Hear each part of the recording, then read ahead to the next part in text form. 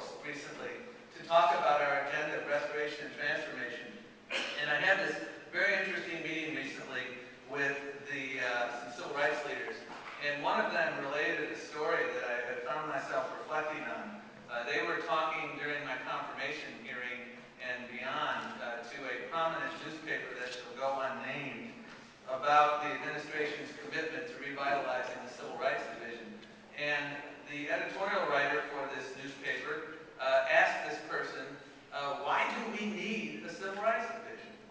And this person thought that the editorial writer was joking until the editorial writer read a sentence or two of what they were contemplating writing. And it got me thinking, why do we need a Civil Rights Division in the year 2009? It's actually a rather interesting and provocative question. And there's no denying the fact that we've come a long way in this country. And that is a wonderful development. We've elected the first African-American president in our nation's history.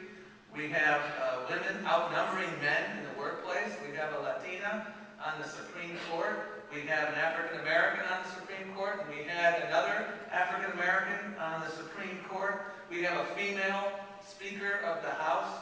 I mean, my parents and my grandparents probably couldn't have imagined what we've accomplished. And yet, I look at my kids and my kids' friends in the audience, and this is the society that they can't imagine not having.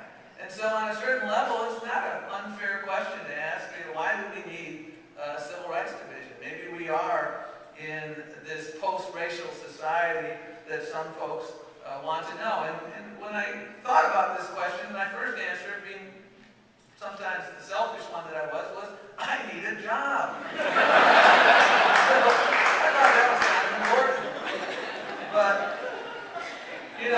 job security aside, I really wish that the historic election of President Obama were really the culmination rather than a checkpoint on the road to equality. And regrettably, as our former boss, Senator Kennedy, who is here in spirit, reminds us daily, civil rights continues to be the unfinished business of America. And I see day in and day out unbelievably compelling and regrettable evidence of why we still need a Civil Rights Division. We really need a Civil Rights Division because, as Ralph so eloquently quoted from Dr. King, injustice anywhere is indeed a threat to justice everywhere. And it is remarkably poignant when I think about a case that came across my desk 3 days into my tenure involving 3 Hispanics living in Louisiana who were forced out of their home when gunshots were fired by bigots who did not like the fact that they had moved into the neighborhood. And once they forced them out of their home, they burned the house to the ground. This is 3 weeks ago, not 30 years ago, my friends. This is why we need a Civil Rights Division. I think we need a Civil Rights Division because, as President Kennedy said in connection with the passage of the Civil Rights Act of '64, this nation, for all of its hopes and boasts, will not be fully free until all its citizens are free. And when we have people who are lesbian, gay, bisexual, or transgender, and they are not afforded the same protections as others, we cannot say that we have realized the ideal of President Kennedy. We need a Civil Rights Division because, as I used to read at the HHS building every day, the bust of Hubert Humphrey, who said the moral test of our strength as a nation is how we treat those in the dawn of life, our children, how we treat those in the twilight of life, the elderly, and how we treat those in the shadows of life. And my friends, there are all too many people, notwithstanding our progress, who live in the shadows. Too many people of color are finding themselves powerless in the face of discriminatory housing and lending. Too many people with disabilities still struggling to access basic services that so many of us take for granted. Too many students of color, students with limited English proficiency, students with disabilities, still lacking access to the basic educational services that are the core component of participation in a democratic society. All too many new Americans who came to this country like my grandparents, seeking a better life, only to confront bigotry and hate all too frequently. We need a Civil Rights Division to bring all of these people and so many more out of the shadows and into the sunshine.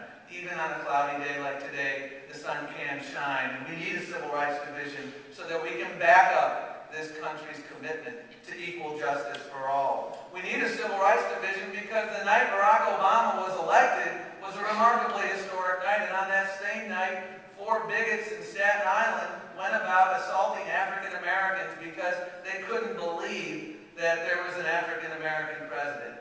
The night of the election, that's when that happened, my friends. We need a civil rights division because there are extremists out there who still think that it's their prerogative to murder a doctor simply because he provides a service with which they do not agree.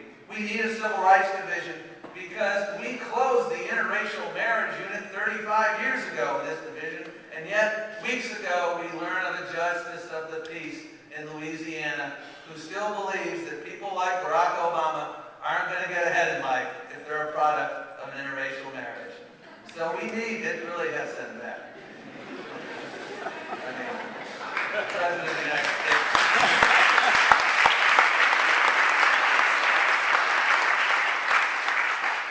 We need a civil rights division, in my judgment, because I have seen firsthand when the federal government comes into a community to right a wrong, it makes a huge difference. We have actual authority, we have actual tools, and we have moral authority. And that actual authority and that moral authority will continue to be the conscience of the nation, moving forward to implement our agenda of restoration and transformation. And I look forward to working side by side with all of you as we move